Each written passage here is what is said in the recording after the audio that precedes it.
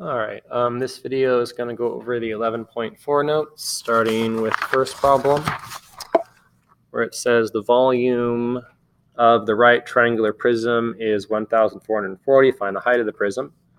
So if your volume is the area of the base times the height, then if your volume is 1,440, the area of the base is 1/2, 8 times 15, and your height is unknown. So 1,440 will equal 60h. You divide both sides by 60, and 24 centimeters is going to equal your height of the prism.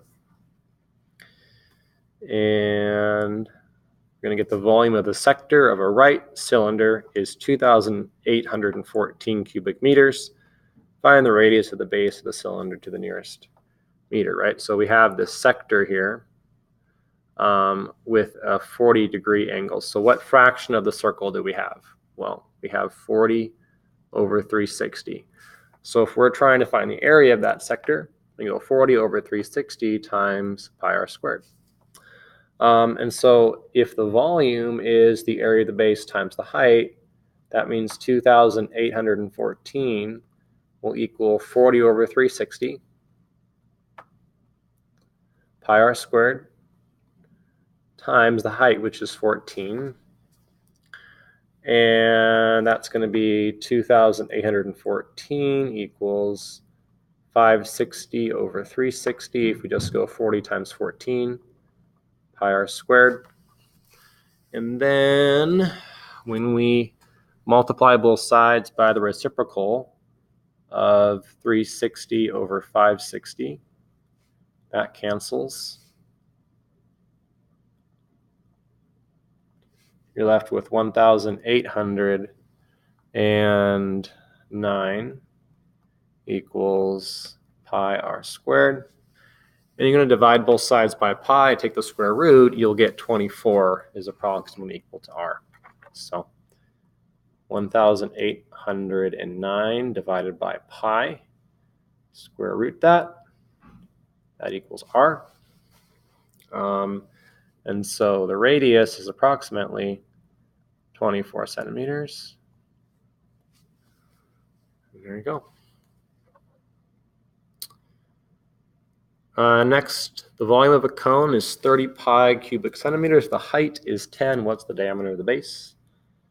So a cone is 1/3 area of the base times the height.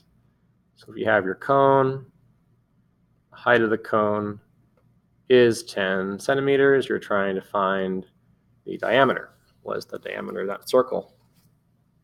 Well, 30 pi is the volume, equals 1/3 area of the base would just be pi r squared, and the height is 10. Let's just multiply both sides by 3. So it's 90 pi equals 10 pi r squared, and divide both sides by 10 pi. And so 9 equals r squared, square root both sides, and r equals 3 centimeters, which means the diameter equals 6 centimeters, twice the radius. And finally, decorative mulch to be spread 6 inches deep in each of the beds shown above. Mulch is sold in bags that hold 1 cubic yard. To the nearest cubic yard, how much mulch will need to be purchased? Well, let's go ahead and these are all prisms, right?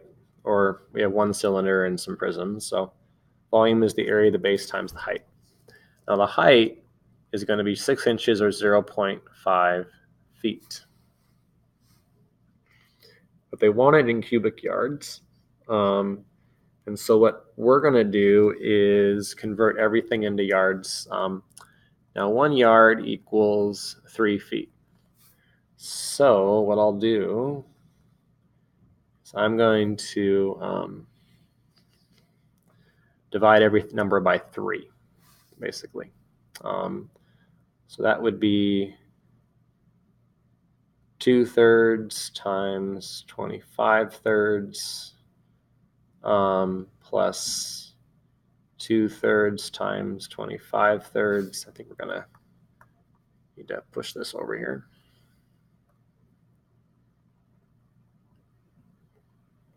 And that's going to be, there we go. What is that? And let's see, 0.5 over 3. I think that's like 1/6. Yeah.